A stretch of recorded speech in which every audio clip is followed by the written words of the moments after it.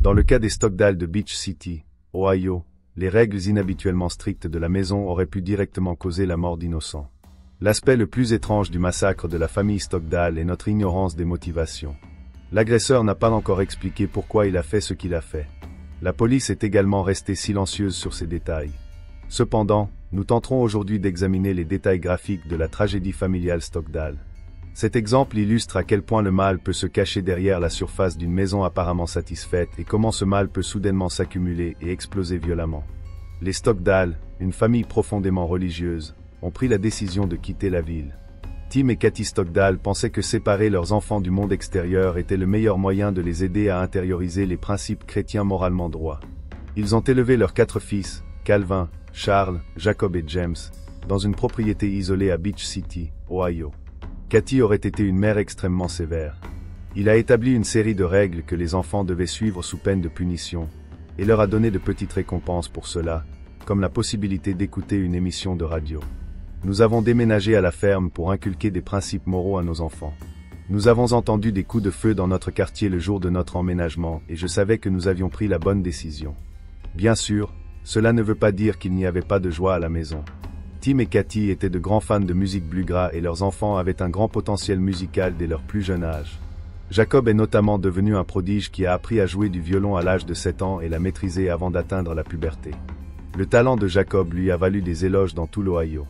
En 2012, quelques années après un incident qui a peut-être été à l'origine de meurtres ultérieurs, il a même remporté le championnat Ohio State Grand Field. Finalement, les Stockdale ont formé un groupe familial, avec Jacob au violon, James à la contrebasse, Calvin au banjo et Charles à la mandoline. Tous ces enfants chantaient occasionnellement, mais leur père Tim était le guitariste et chanteur principal du groupe. Mais à part le groupe familial, les garçons n'avaient pas grand-chose à apprécier. Leurs parents leur interdisaient de jouer à des jeux vidéo, de regarder la télévision, d'écouter la plupart des types de musique ou même de nouer des amitiés avec toute personne extérieure à leur famille immédiate. Inquiète qu'une personne tombe enceinte, Kathy considérait que sortir avec quelqu'un constituait un risque physique pour ses fils et leur interdisait de parler à des femmes. Pour les 4 enfants, cela signifiait que cette famille apparemment saine était en réalité une prison. Cependant, une émission télévisée intitulée Wife Swap était populaire au début des années 2000. Pendant quelques semaines, 2 familles échangeaient leur mère ou leur conjoint. Pour souligner la diversité de la vie familiale américaine et créer un effet dramatique et humoristique, les familles étaient généralement très différentes les unes des autres. Si vous êtes intrigué par de véritables mystères criminels comme celui-ci, n'oubliez pas de vous abonner et d'appuyer sur la cloche de notification. Restez à l'écoute pour d'autres histoires effrayantes. Pour participer à l'émission, les enfants de Stockdale ont supplié leurs parents. Tim et Kathy ont pris la décision désastreuse de s'installer en 2008. Kathy ne savait pas qu'elle venait de déclencher une série d'événements qui mèneraient à sa mort impitoyable. Les producteurs de Wife Swap ont réalisé qu'ils avaient une émission à succès lorsqu'ils ont été témoins du style de vie de Stockdale. Ils avaient également contacté la famille Tonkovich dans l'Illinois, qui était tout le contraire des Stockdale. Laurie Tonkovich n'a pas fixé de règles pour ses enfants. Ils mangeaient principalement de la restauration rapide, portaient ce qu'ils voulaient et se réveillaient quand ils le voulaient. Inutile de dire que Laurie a été déconcertée par la rigueur de Kathy lorsqu'ils ont changé de place, surtout après avoir lu le régime que les enfants devaient suivre. Les enfants étaient réveillés à 7h30 et disposaient de 4 minutes pour se rendre à la table du petit déjeuner, sinon ils seraient pénalisés de 25 centimes. Après cela, ils effectuaient diverses tâches ménagères et agricoles. Ils recevaient des jetons qui pouvaient être échangés contre de petits plaisirs, comme écouter une émission de radio familiale sous étroite surveillance, s'ils terminaient leur travail avec un cœur soi-disant heureux, c'est-à-dire sans se plaindre de la dureté de leur travail. Les enfants se sont réunis pour étudier à la maison après avoir fait leurs devoirs. Ils avaient pratiquement peu d'interaction avec les autres enfants de leur âge car ils ne pouvaient pas quitter la maison pour étudier. Kathy leur a peut-être donné un programme extrêmement chrétien, mettant l'accent sur les histoires bibliques plutôt que sur la science et les faits. Lorsque Laurie a été témoin de la façon dont les garçons vivaient pendant la présentation, elle est devenue tellement en colère qu'elle s'est mise à pleurer. « Mon Dieu, je suis vraiment désolée pour ces enfants. Ils rentreront tous chez moi. Si je pouvais faire quelque chose, je lui ai demandé ce qu'il aimerait faire. Il n'en est même pas conscient. Il devrait être informé que des méthodes alternatives existent et avoir ensuite la liberté de choisir. Je ne pensais pas que ce serait si difficile. Il a pris la décision de présenter aux enfants certaines des choses qui leur manquaient parce qu'il voulait influencer positivement leur vie. Cela nécessitait l'achat d'une console de jeux vidéo et l'établissement d'une connexion à la télévision par câble. Les jeunes étaient enthousiasmés par les jeux, mais Jacob se distinguait en disant qu'il ne voyait aucun intérêt à son travail. James a commenté qu'il aimait toujours jouer à des jeux vidéo malgré son sentiment de culpabilité. Cela démontrait encore une fois l'étendue de l'endoctrinement de la famille Stockdale. Jacob aurait commencé à crier et s'est enfui lorsque Laurie l'a exhorté à regarder la télévision. Lorsque Laurie le suivit et lui demanda ce qui n'allait pas, elle reçut une réponse surprenante et tragique. Jacob a affirmé que même si Laurie lui montrait probablement une télévision claire et familière, il avait peur d'aller en enfer s'il la regardait. Il faisait tout ce qu'il pouvait pour perturber le mode de vie des Stockdale, mais il n'y avait aucune chance qu'il lui prête attention. Ils étaient trop rigides dans leurs croyances et cela n'aidait pas que Tim soit là pour faire respecter les règlements de Cathy. À la fin du programme, Cathy et Laurie avaient des opinions très différentes sur ce qu'elles avaient appris de cette expérience. Vous pouvez faire des choses juste pour le plaisir. Il n'est pas nécessaire que tout soit organisé et écrit. Je pensais que c'était mieux maintenant. Ma famille n'est pas ce que je voudrais qu'elle soit et j'ai de meilleures idées. Je ne vois rien que j'aimerais revenir de cette famille. Tout le monde pouvait voir que Cathy avait une personnalité très rigide. Personne ne pouvait la persuader de changer d'avis si elle pensait que quelque chose allait bien. Cathy semblait incapable d'imaginer une vie moins structurée et moins réglementée que celle qu'elle obligeait ses enfants à vivre, même si Laurie avait été immergée dans un monde qui lui était si étranger. Il n'avait personne à critiquer grâce au soutien massif de Tim, et il est probable que le patriarche de la famille ait lui-même fixé la plupart, sinon la plupart, des règles. Pensez à vous abonner si vous aimez lire sur les nouveaux cas et les crimes réels, que je publie ici chaque jour. Au moins en surface, rien ne semblait changer après l'expérience des Stockdale en 2008 avec Wife Swap. Après plusieurs années, les garçons ont finalement commencé à déménager et à vivre seuls. Calvin a laissé derrière lui l'influence de ses parents et s'est inscrit au Hillsdale College dans le Michigan, où il a commencé à enseigner. Charles, son jeune frère, partait à Philadelphie pour étudier la médecine. Il est intéressant de noter que les garçons n'ont pas décidé d'aller à l'université dans l'Ohio. Le fait qu'ils voyageaient à des centaines de kilomètres donnait l'impression qu'ils fuyaient quelque chose, ou peut-être quelqu'un. Ainsi, en 2017, seuls James, 21 ans, et Jacob, 26 ans, vivaient encore chez leurs parents. Il est intéressant de noter qu'ils ne sont pas partis même s'ils étaient suffisamment mûrs pour le faire, car cela soulève le mystère de ce qui s'est passé. Jacob était un garçon d'une vingtaine d'années. Pourquoi n'a-t-il pas simplement quitté la maison familiale? La décision de James de rester a une raison. Il aspirait à diriger un jour le groupe familial tout en étudiant le commerce dans une institution locale. Cependant, il faut se demander pourquoi Jacob n'a pas commencé à vivre seul. Malgré l'absence de Calvin et Charles, le groupe familial Stockdale a continué à se produire. Après être passé à un trio, ils ont continué à jouer des événements dans tout l'État, gagnant une base de fans respectable et sortant même quelques albums. Mais à part cela, Jacob n'avait aucune raison de rester dans la petite ville de Beechview. Cela aurait pu être tout le problème. Jacob n'avait nulle part où aller. Il n'avait peut-être même pas conscience de son identité, et même si en surface il semblait aller bien, un sentiment de malaise avait commencé à se développer en lui, qui finirait par exploser dans une explosion violente et sanglante. Le 15 juin 2017, vers 16h36. Vers 13h, la police du comté de Stark a reçu un appel au 911 qui s'est terminé brusquement lorsque l'appelant a raccroché. Cela les a amenés à examiner l'événement suspect et à se rendre à la maison Stockdale d'où provenait l'appel. Ils se sont précipités dans la maison après avoir entendu une forte détonation à leur arrivée. À ce moment-là, ils ont remarqué Jacob avec une blessure par balle à la tête. Il était encore en vie, mais pas vraiment, et le pistolet à côté de lui indiquait que la blessure était probablement auto-infligée. Lorsque la police est montée à l'étage pour poursuivre ses recherches, elle a découvert James et Cathy morts sur le sol, leur corps défiguré par d'énormes tirs de balles de fusil de chasse. Heureusement, Tim n'était pas à l'intérieur de la maison à ce moment-là, mais lorsqu'il l'a découvert, il était naturellement désemparé. Il n'y avait qu'une seule cause plausible à ce qui s'est produit. Après avoir tué son frère et sa mère, Jacob a tenté de se suicider. Cependant, il a nécessité des soins médicaux immédiats en raison de la blessure par balle qu'il s'est infligée.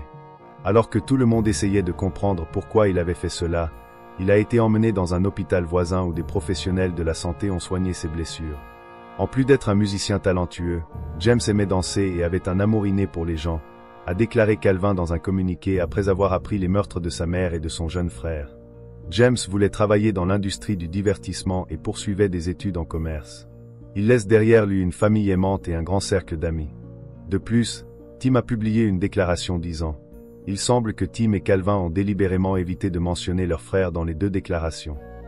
En fait, le commentaire précédent de Calvin, dans lequel il remerciait l'établissement médical qui l'avait soigné mais ne nommait pas spécifiquement Jacob, était la seule reconnaissance passagère de ce que Jacob avait fait. Suite à sa tentative de suicide, Jacob a été grièvement blessé. Il a subi un grave traumatisme crânien et a perdu la vision de son œil gauche, soulevant des questions sur son aptitude à subir son procès. Pendant plus d'1 an, l'ambiguïté a régné sur la suite des événements, car la police a décidé de ne pas l'arrêter tant qu'il n'aurait pas complètement récupéré de ses blessures. Jacob a finalement été inculpé de 2 chefs de meurtre au premier degré par la police du comté de Stark le 26 septembre 2018 et a obtenu une caution d'$1 million. L'avocat de la défense de Jacob a déposé une requête pour le déclarer compétent pour subir son procès le 9 octobre. Après avoir plaidé non coupable pour cause de folie, Jacob a été placé en observation au Heartland Behavioral Health Hospital. Pendant le séjour de Jacob à Heartland, qui a duré plus d'1 an, les professionnels de la santé ont tenté à plusieurs reprises d'évaluer ses capacités mentales. Ils ont essayé de déterminer si Jacob comprenait comment fonctionnait le système judiciaire en organisant des procès simulés au cours desquels ils utilisaient un jargon juridique. Durant son séjour à l'Institut de santé mentale, le criminel a également tenté 2 évasions. La première fois qu'il a été arrêté, c'était en novembre 2019, alors qu'il tentait de se cacher derrière une pile de livres. Jacob a tenté de se mêler à un groupe de personnes quittant l'Institut 2 mois plus tard, mais il a été de nouveau arrêté. Cela montrait qu'il était mentalement capable de subir son procès, mais il en faudrait plus pour convaincre le juge. L'épidémie a entraîné le report à plusieurs reprises de ses audiences sur la santé mentale et il n'a comparu devant le tribunal par liaison vidéo qu'en septembre 2020. Lorsque le juge a parlé à Jacob, pour une raison quelconque, il n'a pas répondu. Peut-être était-il vraiment confus par ce qui se passait, ou peut-être que sa peur de la technologie venait du fait qu'il n'avait jamais utilisé d'ordinateur de sa vie. Il aurait pu utiliser son silence comme un stratagème pour étayer son affirmation de folie. En tout cas, il n'a pas bénéficié de ne pas avoir répondu au tribunal. Finalement, le 31 décembre 2020, un psychologue l'a déclaré apte à subir son procès. La famille Stockdale en a profité pour défendre Jacob en coulisses, la date du procès ayant été reportée à plusieurs reprises en raison de l'épidémie. Les Stockdale ont supplié le juge de lui épargner une peine légère même s'il avait tué James et Cathy. S'il avait été reconnu coupable, le juge aurait pu consentir à condition que Jacob ait plaidé coupable, ou peut-être que le point de vue de Jacob a changé. Quoi qu'il en soit, Jacob a plaidé coupable des 2 crimes le 28 avril 2021, plus de 4 ans après avoir brutalement assassiné des membres de sa famille.